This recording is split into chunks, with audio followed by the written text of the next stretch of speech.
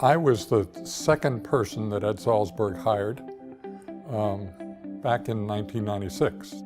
And then I was there until 2008 when I retired. I had worked for a medical school in the education department where I was before. I developed the first New York State practitioner surveys for physicians and nurses, which are the prototypes for the survey instruments that we continue to use at the center.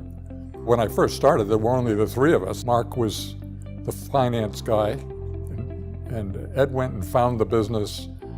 Mark found the dollars, and then I did all the work back at the office, while Ed was off finding new projects and new funding.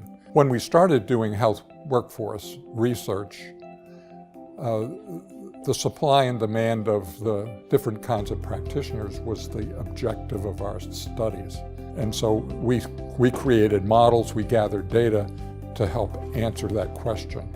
And then we expanded. I mean, we expanded into nursing and health information managers and social workers and dentists and dental hygienists and therapists and mammographers, and we looked at individual specialties.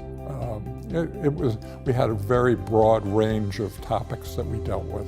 There's a growing realization that health workforce research is being subsumed under the larger rubric of health research, health care research.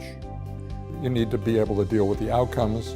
If you have more practitioners, does that make people healthier, or does that reduce the cost of care? I mean, all of those kinds of questions are starting to emerge in the center's work now, and that in ways that it never did in the early days.